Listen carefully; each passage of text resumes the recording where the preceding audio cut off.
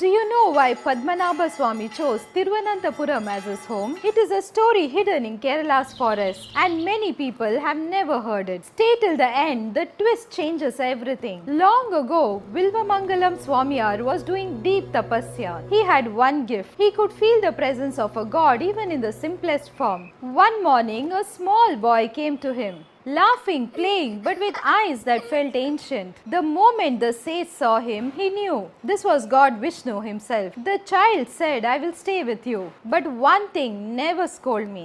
One day during his daily puja, the sage was worshipping a sacred saligrama. The child took it, put it in his mouth and smiled. The sage got angry. He shouted, and in that second, the child disappeared. The sage heard a voice say, "If you want to see me again, come to Anantankadu." The sage ran after the voice. He walked for days, hungry, tired, but determined. And finally, he reached the ancient grove called the Anantankadu, the old serpent forest. Under a huge ilupa tree, he saw that same child again, standing still, smiling. Before the sage could speak, the boy stepped back and entered the tree. As if the trunk opened to receive him, the ground shook. The ilupa tree cracked and fell with a thunderous crash. And from the fallen tree appeared Padmanabha Swami in Ananta Shayana, God Vishnu reclining on the serpent Ananta, his body stretched across the land, a form so huge no human eye could see it fully at once. The sage fell to the ground and cried,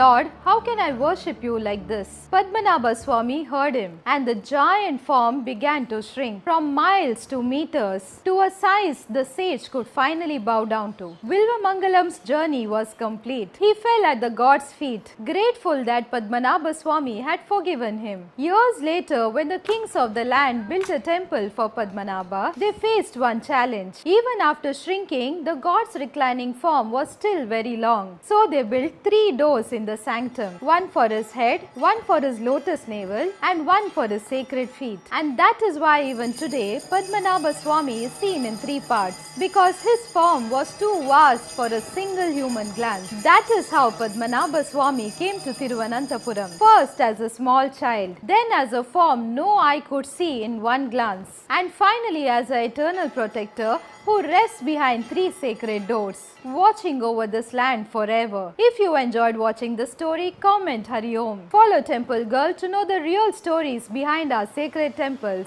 Ananta Padmanabha Rakshamam.